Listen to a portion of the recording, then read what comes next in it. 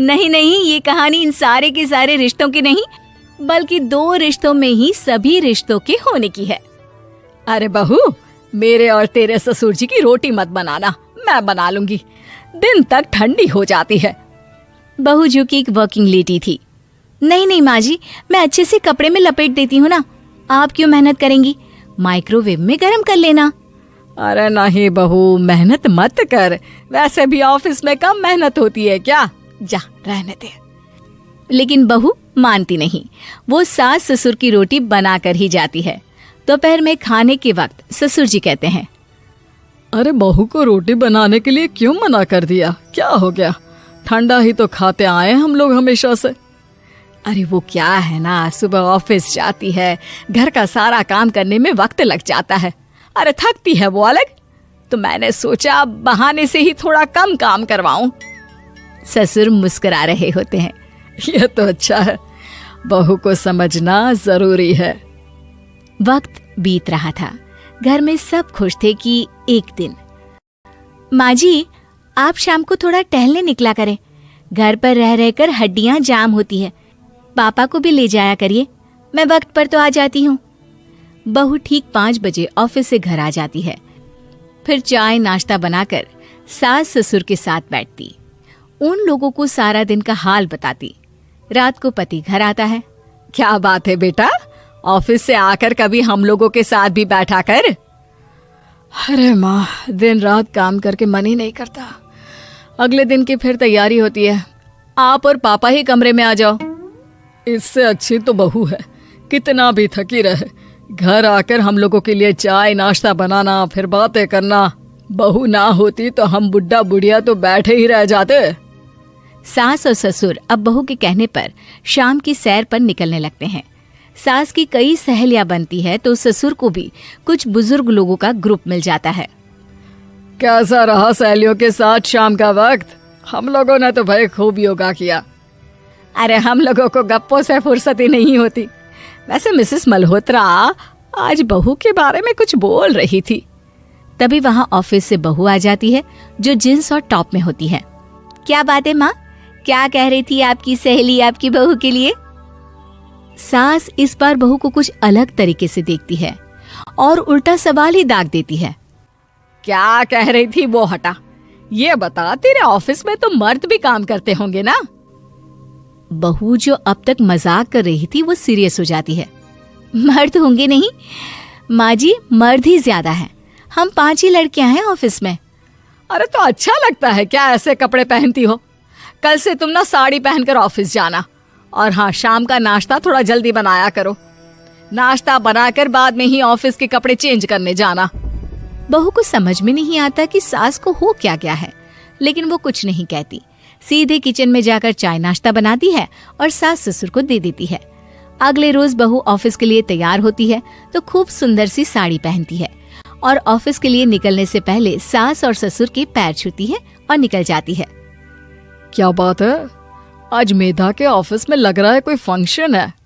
अच्छा, पता नहीं, मुझे तो बताया नहीं, वैसे तो सारी बात करती रहती है। अरे देखा नहीं कैसे साड़ी पहनकर जा रही थी?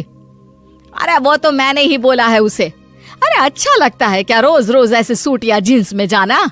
बहू हो, बहू बनकर रहो, और आप भी ना मेधा मेधा मत किया करिए, बहू बोला करिए, सर पर चढ़ जाएगी तो दिक्कत हो जाएगी।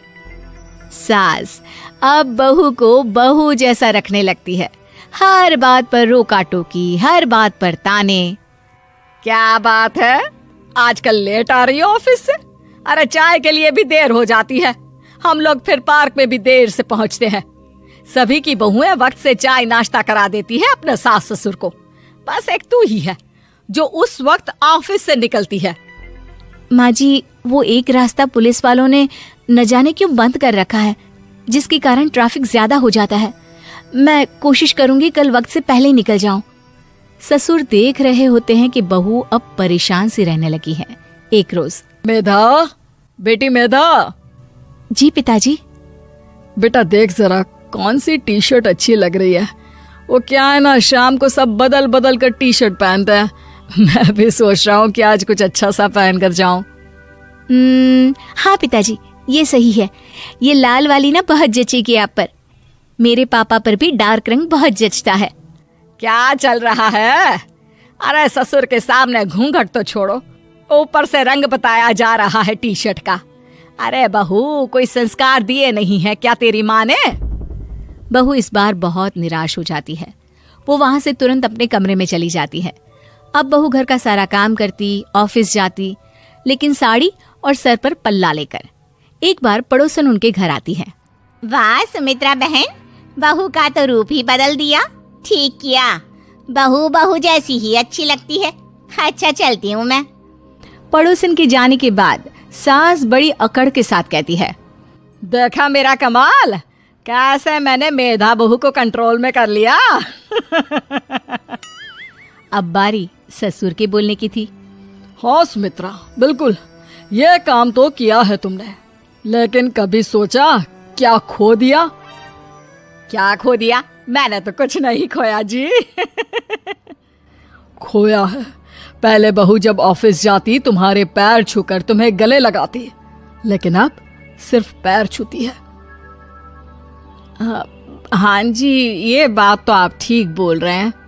पहले घंटों हम लोगों से बात करती, कमरे में ना जाती, ऑफिस से आते ही खुद की चाय, खाना, नाश्ता सब हम लोगों के साथ करती, सारी बात बताती। लेकिन क्या तुम्हें पता है, बहू की तबीयत खराब चल रही है, वो माँ बनने वाली है। ये बात मुझे बेटे ने बताई कि तुम्हें बता दूं। अब सास की आंख में आंसू थे। वो समझ गई थी कि लोगों के कहने में आकर उसने क्या खो दिया। शाम को बहू घर आती है तो माँ किचन में पकोड़े तल रही होती है। अरे माँ जी, आप रहने दीजिए ना, मैं आ तो रही थी। अरे नहीं, जा तू चेंज कर ले, मैं नाश्ता और चाय टेबल पर ही लगा रही हूँ मेधा। सास के मुंह से अपना नाम सुनकर बहू को बहुत अच्छा लगता है। माँ जी, कोई गलती हो गई है क्या? मेरे होते हुए आप काम करे, ये ठीक नहीं है। संस्कारी और समझदार बहू सास को माँ समझती है, लेकिन सास की बेवकूफी उसे सास ही बनाकर रखती है। बहू, मुझे भी थोड़े संस्कार और समझदार बनने का मौका दे, जिससे मैं भी बहू नहीं बेटी को देखूं तुझ में।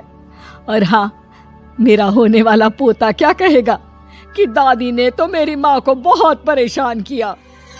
बहू सास को गले लगा लेती है। नहीं माँ जी, वो कहेगा कि माँ को तो दादी ने बेटी बनाकर रखा है।